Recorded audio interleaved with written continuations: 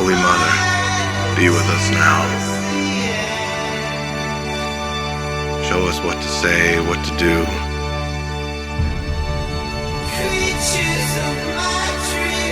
May everything that needs to be said, everything that needs to be heard, be heard.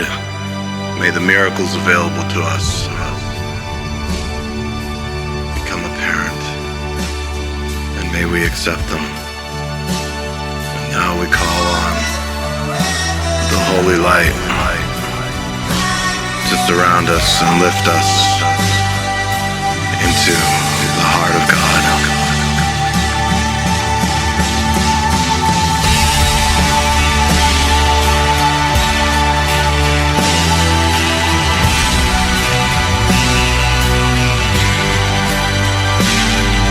We are one with our Creator. We were never lost.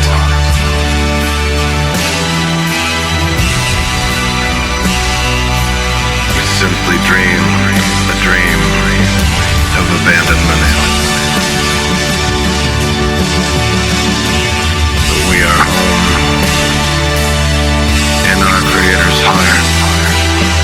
Glory of God, and the light and majesty of the Most High. We are the endless creations of the Most High.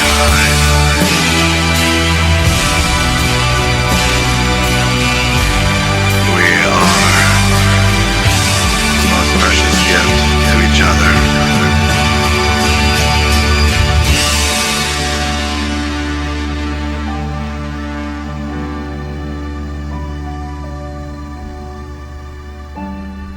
Call to mind any miracles you would like to see, any spiritual gifts you would like to give, any prayers you would like brought to the light, and enter them in the chat, and we will get busy on them.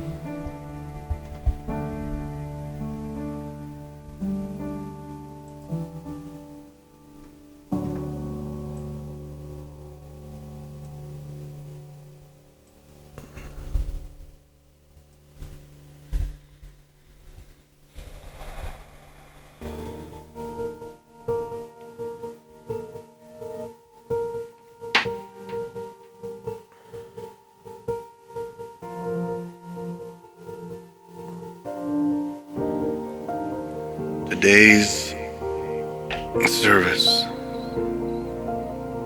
is about how fear is a deception. Fear is not justified in any form. Because when we fear, we look on a world that is impossible. We look on a world that is the opposite of God's will. We see ourselves as also something that is impossible. We see ourselves as vulnerable. We see ourselves as limited. We see ourselves as not safe and abandoned by our Creator. For if we were not abandoned by our Creator, how would fear be possible?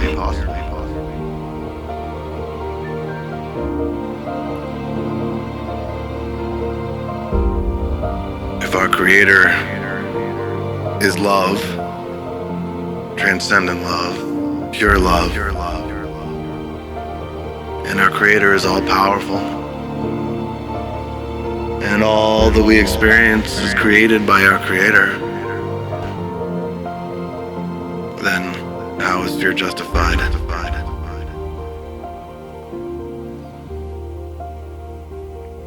So as we regard things that cause fear, or anxiety, or worry,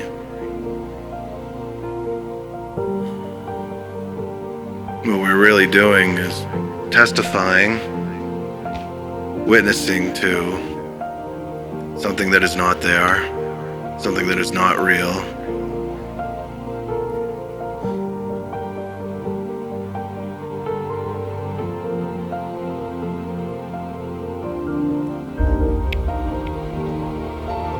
If we're worried about the future, if we're worried about whether we will receive that thing that we need, if we're worried about our vulnerability, we've become disconnected from the love of God, from the experience of our Creator's protection, from the experience of what we are. For what we are is eternal. What we are is unassailable. What we are is invincible. For we are the eternal creation of the Most High. You are the eternal creation of the Most High, forever safe, forever protected, forever well. It's all gonna be okay. It's all gonna be alright. There's nothing to fear, there's nothing to worry about.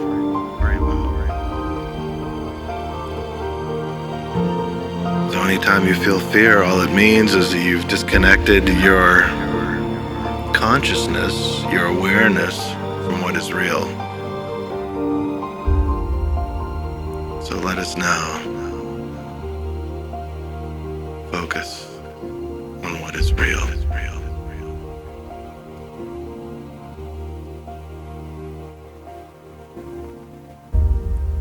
Regard the holy light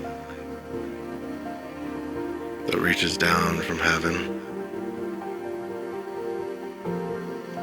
through the clouds, through the sky, through outer space, descending past all of the stars. This holy light is reaching down to the top of your head. It is as if you were being kissed on the top of your head by your Creator. You are loved. You are safe.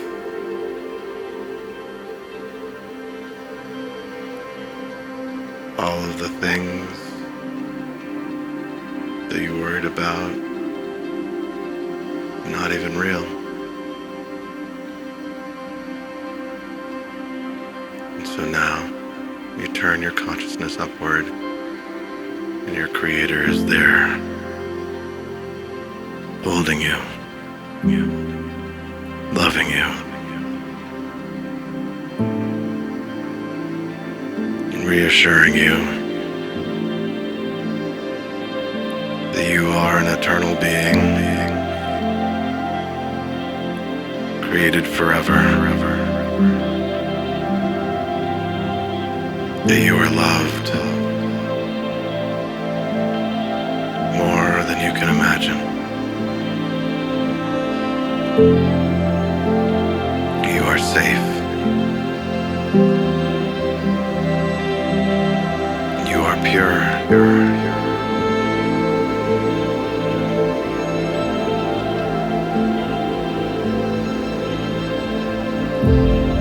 You are saved.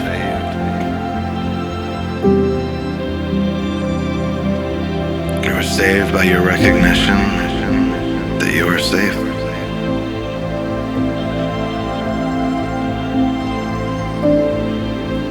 And you find this safety through surrender to the Christ in your heart, to that divine spark in your soul.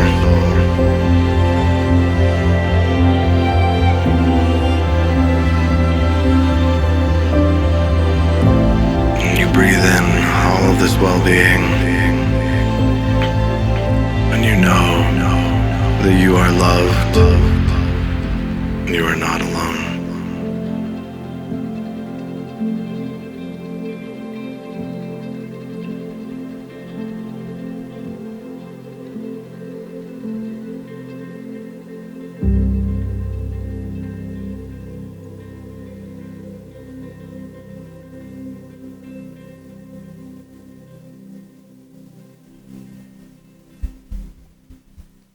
All right.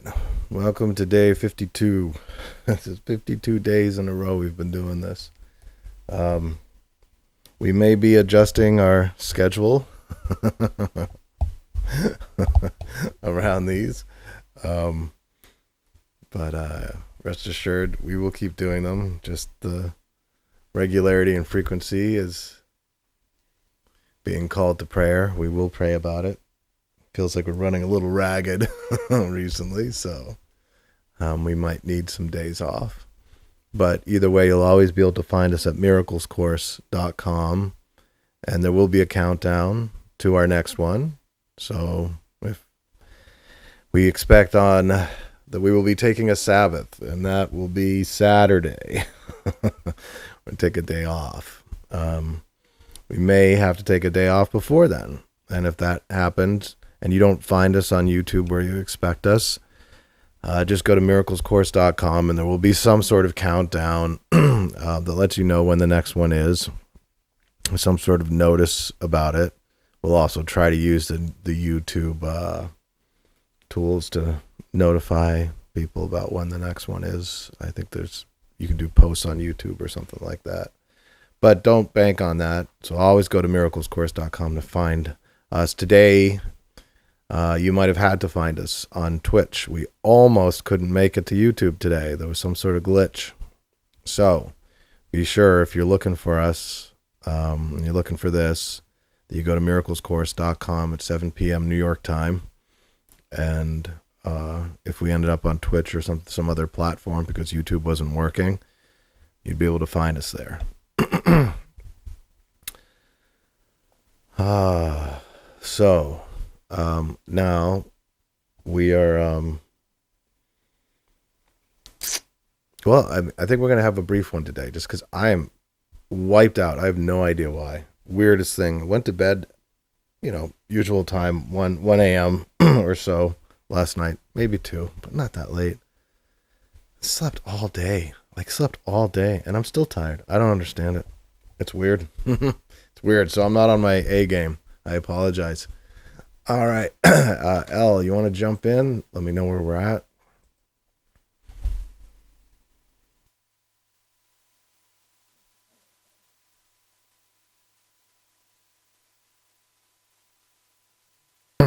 Because I'm not on my A game, I haven't even given Elle co-hosting abilities. Hold on, I have to figure out where the heck she is. Where are you? Oh, there we go. 1, make co-host. And there's another. There we go. Make co-host. All right. Nothing from YouTube. Okay. Cool. Yeah, I think this is like, I kind of feel like we've done it. We've done what we needed to do. And now there's a big transformation happening. Because last night on our private session with just the Miracles Course crew, we all sort of had this awakening, this revelation that it's time to take this to phase 2. And I really feel like that's what's happening. So phase 2 will be bigger, will be better, will be more intense, but it might require some restructuring. It might require us not to be live every day so we can build phase 2, prepare for it. So a lot of changes probably coming. But if you have any prayer requests, now's your chance because we're doing them. And then I am going to switch it to private mode pretty soon. So, okay. Schumann resonance is going down, huh? Now, that was going up for a long time, as I recall. I was really into the Schumann resonance, back in like 2003 or so. And at the time, it was like 7.8 hertz, and starting to climb. And then I heard like a year or two ago that it was really high. Now someone says it's going down. I wonder what it is. I wonder what the number is right now. If it's going down, tell me what hertz we're at. I would like to know. So, okay. So Are you able to talk now, El? Are you Yes. Am I okay? unmuted? Yep, I'm unmuted. So I am caught up. Okay, There's not too many prayers, so maybe cool. everybody's feeling the same way. Yeah, it could just be a lazy Monday. I could be, look at my eyes. I like my son is like, dude, did you have edibles? I'm like, no, I didn't. I didn't. But look at me. I think it's the pollen in the air or something. Man, I feel like I've been on a what do you call those drips? Morphine drip or something. I mean, not that I even really know what that feels like, but if this is what this feels like heavy edibles, man. This is crazy, and I haven't had anything. I haven't had nothing except for open windows and possibly pollen in the air. All right, yeah. I would So not doubt that that you were probably having a lot of work done with the angels in your sleep if you're feeling yeah. this way and Okay. that you're recovering from that. Yes. Yes, I think so. In fact, I could tell you about my dream, which is a really, really weird dream. So I was, I just woke up like half an hour ago, maybe a little more, but I can it hear feels it in like, your voice. yeah, like, and I was dreaming that I was in this institution, um, and I was a an AI, a cyborg kind of thing. Like I was a robot in this institution, and I wasn't. I got the sense that I was not going to be allowed to leave this institution. I needed to escape it, and that there was something coming down the pipe where they're going to be disabling us. Us robots. Now, it's first of all, it's fucking weird to be dreaming that you're a robot. But I dreamt that I was like this cyborg robot. I don't know. I don't know what cyborg means exactly, but if cyborg feels better, more in alignment with what, like, it wasn't like a metal robot. I was like, though I did have incredible strength. And I remember hatching my plan to escape this place, and I'd gotten all my stuff packed, and then like the last step was to get into their electrical system, and their electrical system was all like barred up, locked up, right? There was like, but I was, since I was a cyborg, I could bend the bars. I could like bend the metal, so I was stretching all the metal out to get in and turn off all the power. Um, but before I did that, I figured, okay, before I shut off the power, I should talk to my son, who was on the phone outside. So this must be a metaphor for this for this live stream situation, because my son's on the phone with me like while I'm doing the live stream, sort of like giving me the intel of what's what. So he was like on the phone with me on the outside, like giving me the intel on what's what, like how to escape this asylum, if you will. And so I bent all the metal, and I'm like, oh boy, if anyone sees this, they're gonna know I'm trying to escape. So I gotta go soon. But I should talk with them before I shut down the power, because and the power reason I had to shut down the power is they had some sort of weapon or defense system that like if I tried to escape, they could like electrocute my circuits or something, or zap me, or create some sort of barrier so that cyborgs couldn't leave. Um, I know it's a weird dream. But anyway, might as well share with you because it's about the only thing that gets me excited right now. So anyway, Yes. so so I had bent all the metal around the circuit breakers, and I was ready to throw them. I was like, "Whoop! I shouldn't do that yet. Let me get a hold of my son." And while I'm trying to get a hold of my son, I'm packing up my car. Now I could walk right out my room. My room had like a door to a yard, so that's weird. Like I could just walk out my room door to the yard, and I had a car available, and I'm packing my car. But I couldn't leave until I turned off the power. I don't know why. That was just something that happened. So I'm like trying to reach my son. I'm on the phone, standing out in the yard. The car's behind me, and all of a sudden, there was like these three or four other cyborgs coming out of the same door with like masks on, like full on masks on, jumping into my car, about to like take off in it. And I'm like, whoa, whoa, whoa! And so I jump in the driver's seat. Now there's a female cyborg who's already in the driver's seat. Now cyborg is a weird thing because we're all like human, okay, but like we were different. We were different kinds of humans that were being locked in this place. And this institution had us locked up, and we all want to escape. And these different cyborgs were not the level of cyborg that I was. I was at like some more sophisticated cyborg than they were, and that was clear to everyone. And I was like, whoa, this is my car. And the female cyborg was like, well, can I just, stay here? And I'm like, well, get out of the driver's seat, like get in the other seat. And she like kept refusing to get out of the driver's seat. So we're like sharing the driver's seat, but I'm driving, and eventually it's really uncomfortable. And she agrees to get in the other seat. But there's 4 of them, so everyone's kind of crammed in there, and we're driving, and all of a sudden something happens, and like we have to bail out of the vehicle, and I'm running into some backyard trying to escape the police or authorities, there was some other piece to this. Some other pieces. I never flipped the circuit breaker. Never flipped the circuit breaker.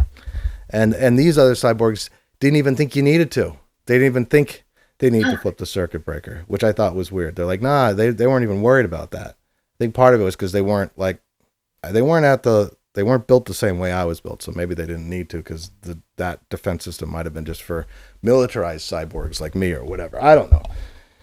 Anyway, that was my dream. I made my way away from the authorities, and I was like trying to find a CVS or something. I can't remember. I was like wandering around the streets. Trying to like figure out what the fuck I was gonna do. There's a little bit more, but I can't remember exactly what it was. All I know is I was wandering the streets, and I had escaped the institution, and my crew had too. This crew of other cyborgs who were definitely playing they were playing a game, but like they were much more sloppy about their escape technique. And yet, because I happened to have a vehicle, we all got away from there and got away good. But they would not have gotten far had it not been for my vehicle and ability to drive them to some level of safety. Anyway, that was it. That was my dream. We escaped. I don't know what we escaped, but we escaped some sort of institution for cyborgs to keep us from escaping into the world, but we escaped. Anyway. Was there anything in your dream that was familiar? Like, was the yard you had when you were a kid, or the yard you had, like from your first marriage, or anything like that? Or was the house, like when you were in the house, was it like the room, was anything familiar? Or was it all brand new territory? It was all, there was a backpack that was familiar. That was a weird moment in the dream. There was this backpack that this was like a backpack from, gosh, it must have been high school or college. Cause like, I remember being like, oh, and like, I'm just grabbing stuff. I'm like, oh, my backpack. I haven't seen that in ages. And it was like, it was familiar. And I feel like it must have been a backpack that I had at one point in time. And that was weird. Everything else was just so that was familiar. That was the only familiar thing. Okay. I mean, and my son and my phone. Like, my son was my lifeline. Like, he was the one on the outside who like had the intel and would be able to tell me like whether I needed to throw the circuit breaker, like I was worried if I threw the circuit breaker, it might actually turn me off. Like I might lose power, or, it might be like other ramifications of killing the power that I wasn't aware of. So I needed like him to, but I think that's more just like, that's kind of how our relationship works a lot is, although I'm technically proficient, he's just young and smart kids, like and he's good with tech. He's really good with tech. So I count on him for stuff. And I often will just sort of delegate whole cycles of research and thought process to him and say, hey, what's the situation with RAM? Or like today, while Teo was doing the DMT breathing breath work with everyone, my computer crashed the moment Teo did his screen share, and so I was like, oh, so I had to go to my son and say, hey, can you fix that for me? Now, granted, I could have fixed it too, but that gave me a chance to get dressed and try to get ready for this. So that's kind of a role he plays in my life, as he helps me with the tech. So that was familiar. The backpack was familiar. I also had this random thought go by that, like, when you said there was this thought that if you turned that off, it also might shut you down. Yeah. So you were kind of having to try and get this information to your son.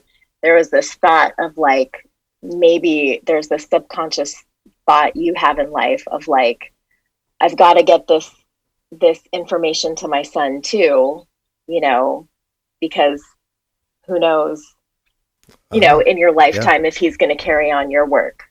Yeah. Well, it'd be very peculiar if he did, or it'd be a miracle if he did, because because he's so like non-woo-woo, right? Yeah. All right.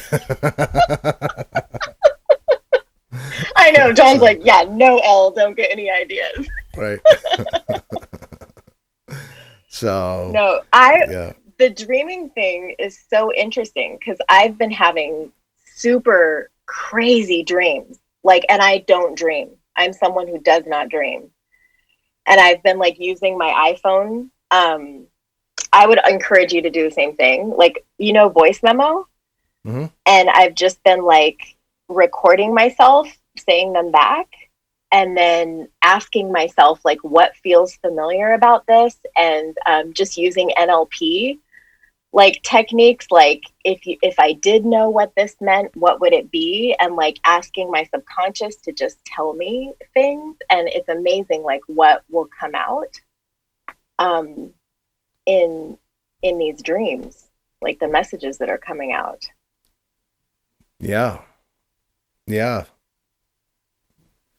It's definitely so. I mean, the cyborg thing, I think, is like I see some stuff in the chat, and somebody said that, talking about Archangel Michael, and the cyborg thing, I think, goes back to him, because I felt like I was a cyborg the first time I met him.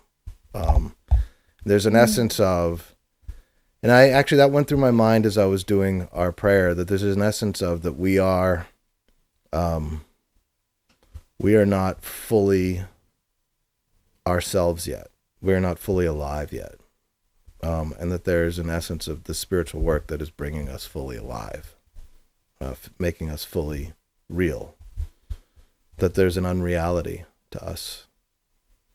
And it's hard to explain, but I think the easiest way to explain it would just be that the way we experience ourselves in the physical world and the material world, that whole materialism is an unreality. And the more we're enmeshed in the unreality of materialism, the less we're deeply identified with our true reality, which is our souls, which is the ineffable, which is the transcendent.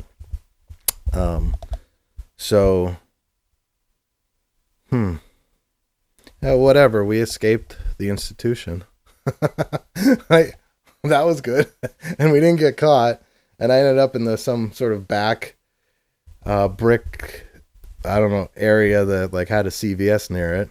So, I mean, I don't know what that was all about. I can't remember what I was shopping for. I didn't go into CVS. I didn't make it into CVS. I woke up.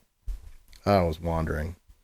Anywho. Yeah. No, I definitely believe that I mean, we've had conversations in Miracles course, right? About just all the different possible realities that are going on that you definitely probably just had a glimpse of, parallel realities that are going on that you're probably a part of, you know.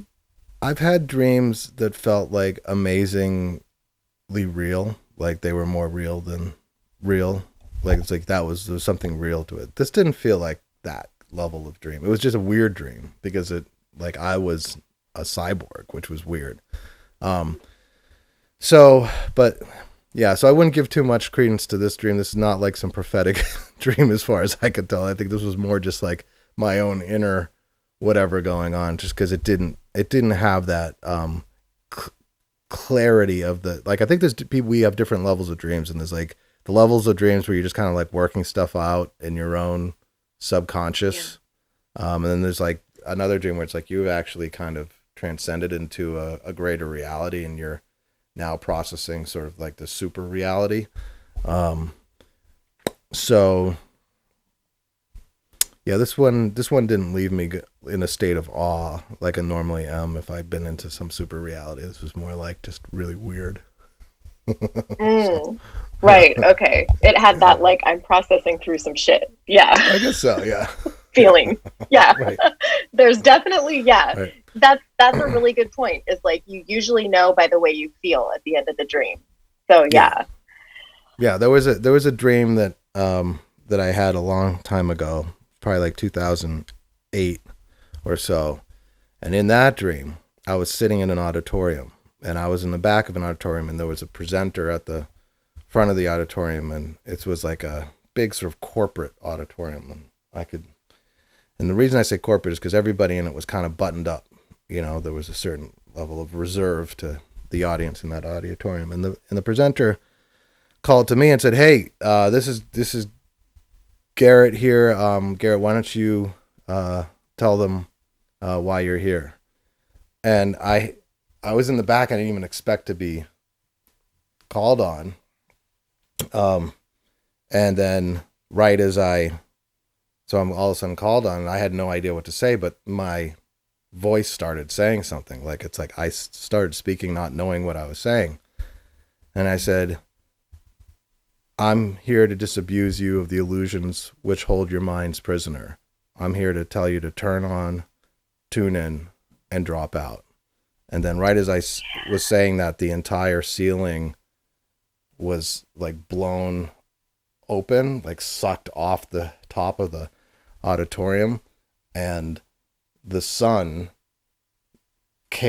got bigger and started and it was like it was almost like making noise. It was like and it was alive, and it was an eye, and it was the eye of God, and it looked at me and it said, and it was like, "Now you've done it."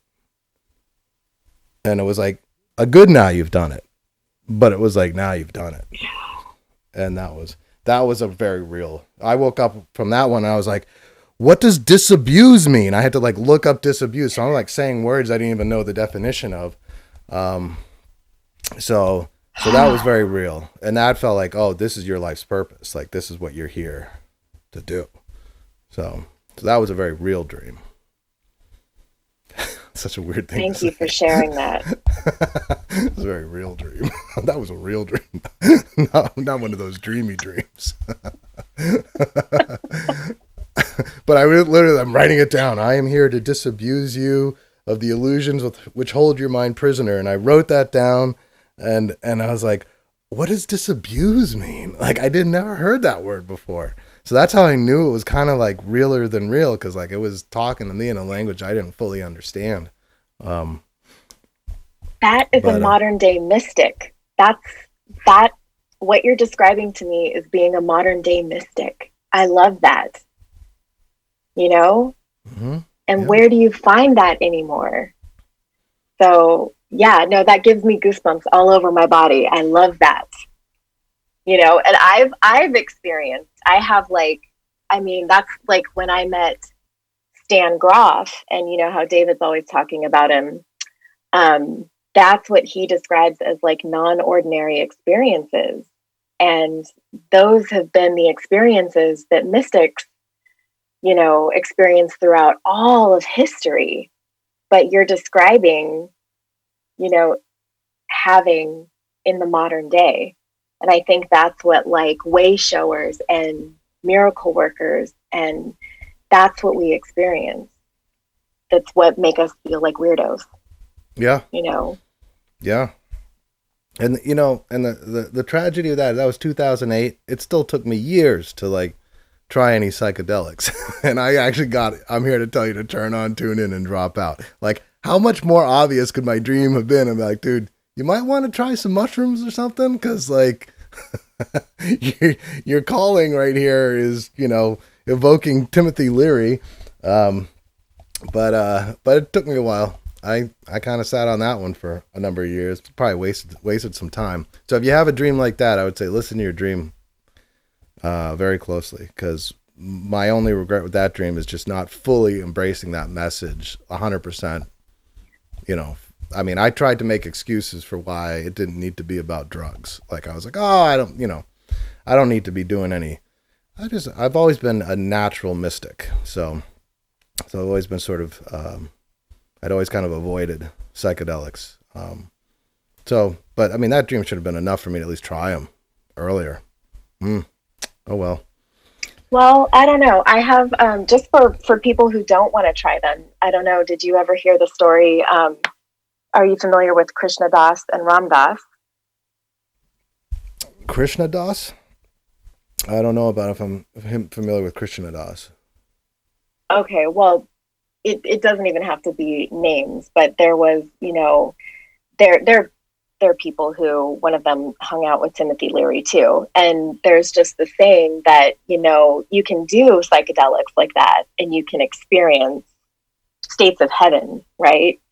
But you're always going to have the come down, And one of the, Krishna Das used to say to Ram Dass, or Ram Dass would say to Krishna Das, that when you do that, it's kind of like waiting in the VIP room or in the VIP line to get into the cool club. And the cool club is heaven, right? And when you get into the cool club and you're taking psychedelics, it's like getting into the cool club under your friend's name, like under a cool friend's name, the psychedelics. You're not getting in under your own name. But when you meditate or you pray or you have your own practice, you can get into the club under your own name. But when you use psychedelics, which is kind of a cheat, anybody can get into heaven under the cool guy's name, but you're going to get thrown out by the bouncers, or the come down out the back door anytime. So there's something to be said for being able to get into the club under your own name and be able to stay into heaven, be able to stay in heaven as long as you want, and I always thought that's kind of cool, Yeah, I dig that. I think that's that was basically my. Excuse me. That was kind of roughly my philosophy for the first 40 years of my life was just, always doing it on the natch because you can trust that and you can stay in the club, but at the same time, getting into if you don't believe there's a club or you don't think the club is that cool, if you're not really sure like what heaven is or whether it's worth all the effort to get into, I'd say, try some mushrooms and seek ye first the kingdom of heaven, right? That's important. Like mushrooms can take you anywhere. They can take you to the pits. They can take you to Looney Tune land. But like if you seek ye first the kingdom of heaven, they will take you there because they follow your intention. So if your intention is for the kingdom of heaven, that is where you're most likely to go. And then if you go there and you see it, and then you might go, whoa, that was so good. I'm willing to call in the light every day for 52 days to be there. Whereas you might not have that motivation if you haven't experienced the club yet. So, right. But yeah, I was getting into the club on the natch from a young age. So I guess like I didn't feel that need. In fact, what happened for me was it was easy to get into the club when I was young and full of energy. But as you get older and you start having the burdens of responsibility, children, mortgages, all that stuff, and sort of the disheartening evaporation of your dreams and your youth, the zeal and energy to work your way back into the club kind of evaporate. And that's where I was at. I was like, oh, I haven't been to the club in a long time. And that's why I, tried the mushrooms. And then I was like, I'm back. So I remember the club. I feel you. Yeah. All right. Yeah. So let's call in the light and lift all the souls up into the light. Do we oh boy, man, this computer's driving me mad. Okay. So let's do that before my computer fails.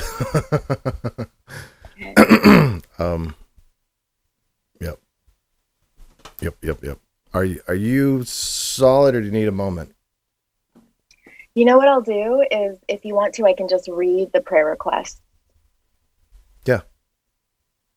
Okay. Oh no, I mean like I can get the music and stuff going, but I'm saying like, are you do you have them all in a place where it's easy for you to read them? Well, I guess there were a lot of prayer requests that came in while we were talking. So what I Yeah, was thinking is if you want to, I can just read through what Phil put in the Zoom room. yeah. Phil, do you mind? Okay, yeah.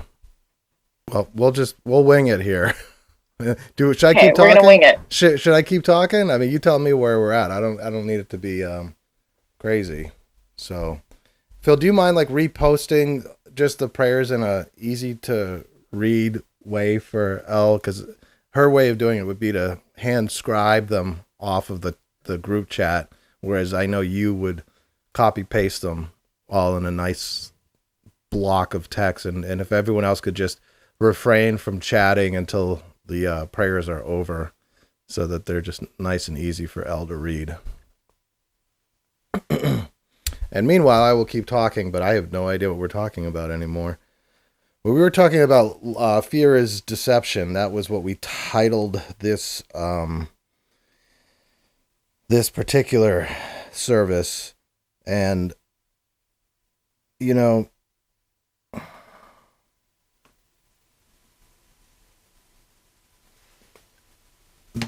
it's become trite to say, but fear and love are opposites. We hear that all the time in the spiritual growth community. But if we are made of love, then, and our Creator is the essence of pure love, then anything to do with fear would be the opposite of what we are. We're like literally negating ourselves, negating our identities, negating our truth.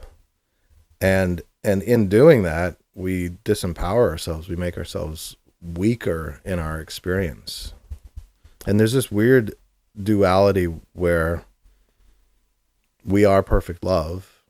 We are always what we were created as. And then there's the experience we have of being tired, having allergies, whatever. It's like our sort of fallen terrestrial state. But in that state, fear can arise as we feel disconnected from the club. Like we haven't gotten into the club in a while, and we start to become fearful that everything that the club represents won't let us in. If getting into the club is getting into heaven, it's a really funny thing that you would even be hard to get into the club. Like, how could God have a party where not everyone is invited? I think God would say, I'm having a party and everyone's invited, right? Like all of his creations, his is a funny word, all of God's creations, right? Like what? All of us are invited to the club. Our name's on the list. Maybe that's it. Maybe that's really it. Is that out of the fear of being rejected by God, we're sneaking into the club on other people's names. We don't realize our own name is on the list. So if your name is on the list, you don't need to sneak into the club on somebody else's name. Your name is on the list. God loves you. Your name is on the list. But possibly for many years or your whole life, you felt like your name wasn't on that list and that only certain special people had their name on that list. And then you go follow those special people who seem to have their name on the list, and they show you how to get in the club. Just follow me, walk right behind me, do as I do, and you'll get into the club. And you get in the club and you feel like you weren't exactly invited, and maybe you shouldn't be there, and maybe you're going to get thrown out the back door. But that all just stemmed out of the fear that your name wasn't on the list, and you never asked. You never even imagined that your name could be on the list. And so there's a perfect example of how fear keeps us out of heaven. And even when we get into heaven, how fear can cast us back out because we don't realize our name is on the list. We're too afraid to ask if our name is on the list. We're too afraid to give our name to the gatekeepers and say, I'm here to get into heaven. here's my name.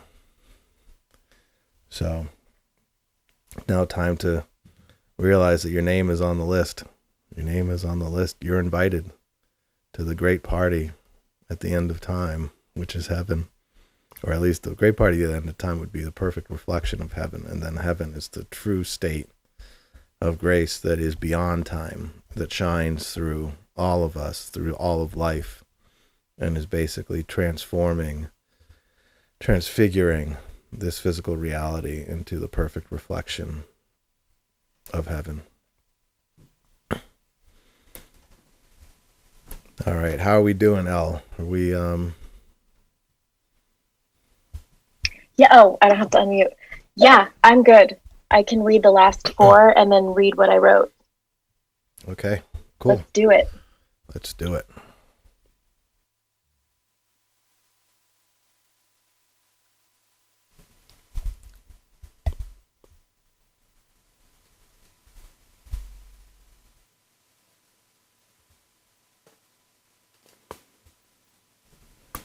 So,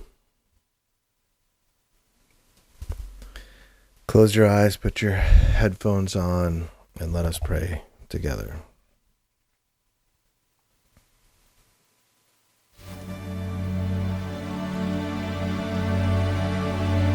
It's time to remember that your name is on the list. But in order to get into heaven, you must go with your brothers and sisters. For we are all one in the eyes of our Creator. And when we join together, heart and soul, that is when miracles become available to us. So in this moment, we join together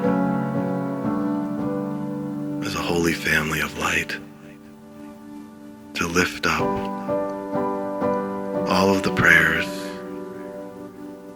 and all of the souls who are mentioned with our hearts and souls. And as we do that together as one, we remember we are all one as God created us. Go ahead, Elle. We are praying that our waking world continues to notice and embrace those around us who struggle. And we're praying for Cheyenne, that her intuition be made magnified, that she finds her path and that her purpose be made clear to her, and especially for her job interview tomorrow. For Scott, who would like to find a partner. For Jennifer, Eva, and Jeanette, prayers that our waking world continues to notice and embrace those around us who struggle, and to realize that the words of Jesus were meant for times such as these, when he said, "Truly I tell you, whatever you did for one of these, the least of these brothers and sisters of mine, you did for me." For our own Futility 8, to help him cultivate humility, compassion, forgiveness, courage, and acceptance. We're praying for gentle grace as we enter phase 2. We're praying especially for first responders, essential workers, leaders, and decision makers. We're praying for Nurdip Khan, for Monica Lee, for the elderly, for those in senior homes, care homes, seniors, and those more susceptible to the virus, for protection, comfort, and grace. Lord, hear our prayers. Lord, hear our prayers. Now let us gather all of these prayers in a recognition of all of the souls involved, including us. We gather together in a great circle of light, and we join fully, wholeheartedly, with all our hearts and all our minds, souls, to lift all these prayer situations and souls up into the holy light.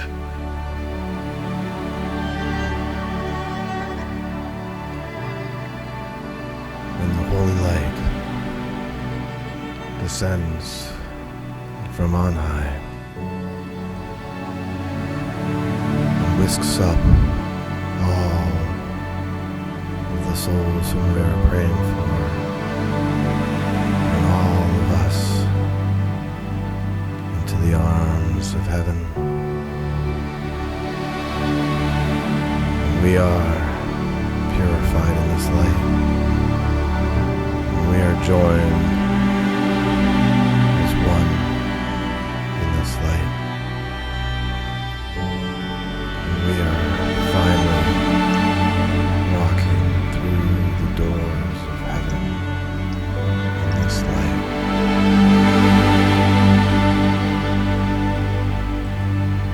And now we ask for the intercession of Saint Michael the Archangel, Christ the Holy Spirit.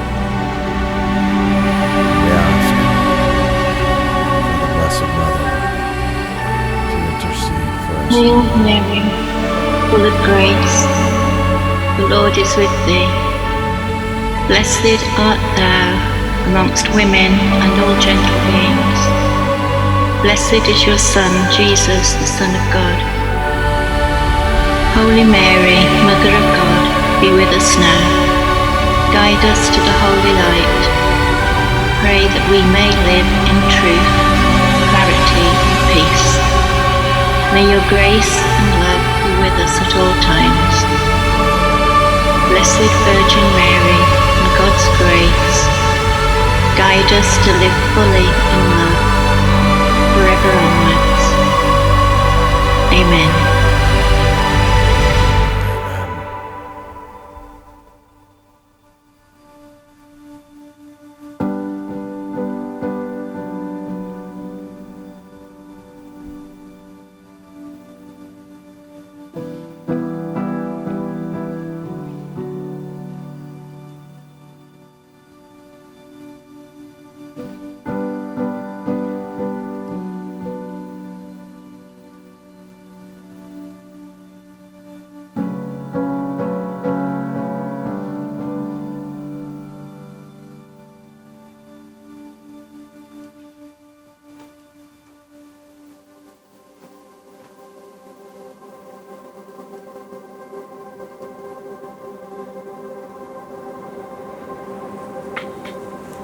Holy hosts above, call upon thee, as servant of Christ.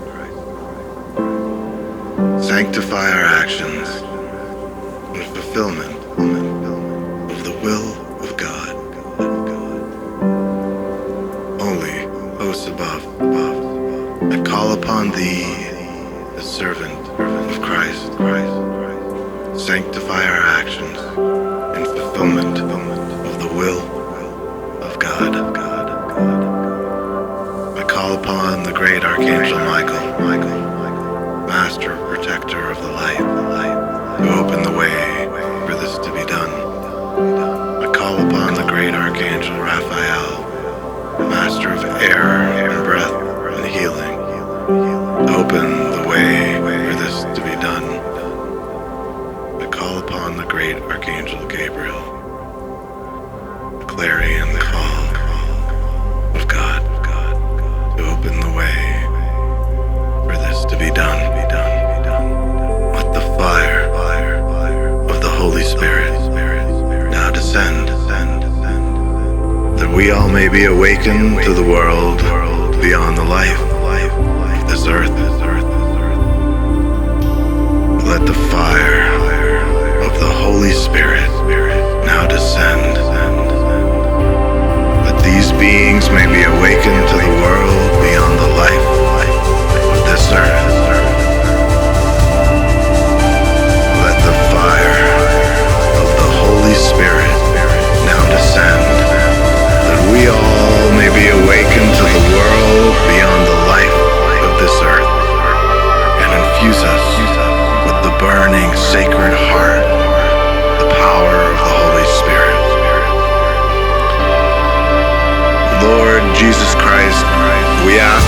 receive these children into your arms, that they might find safety from this crisis.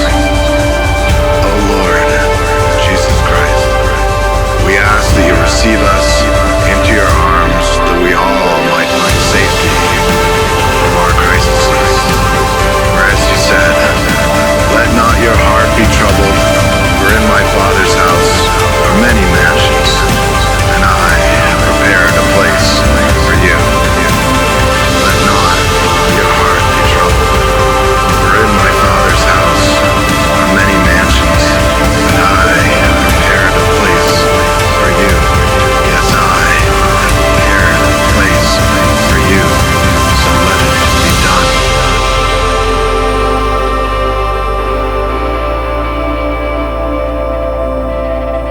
Now search your heart and your soul for anything that weighs heavy on you.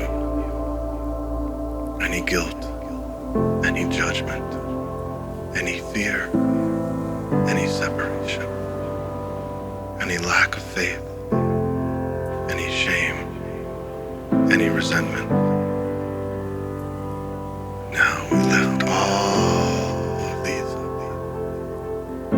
into the hand of our Lord. And we humbly ask for redemption and renewal.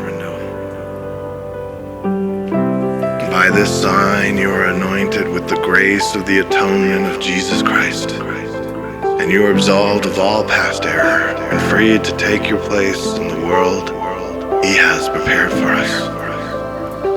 By this sign you are anointed with the grace of the atonement of Jesus Christ, and you are absolved of all past error and freed to take your place in the world He has prepared for us.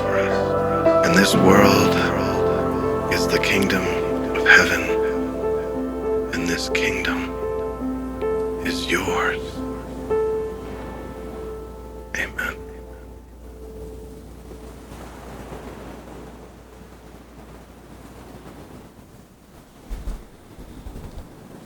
All right. That's a wrap for today. Come find us at miraclescourse.com. We tend to be here at 7 p.m. New York time every day. We have been for the last 52 days, but we might take a break Saturday for the Sabbath to kind of give us a break. And we might take a break on another day. So if you don't find us, come to miraclescourse.com. There is a countdown. If we end up on Twitch for some reason, we end up doing this some other way for some reason, things are about to change. So come to miraclescourse.com to find out what's what. 7 p.m. New York time is our standard time. So that is your best bet. Most likely we'll be here tomorrow at 7 p.m. New York time. But again, if you don't find us where you expect to see us, come to miraclescourse.com, and that will have all the intel for you, including possibly an embedded live stream of wherever we are streaming from at that moment. So I really, really, really appreciate you being with us. The prayers that we do together are so powerful. God bless you. God be with you.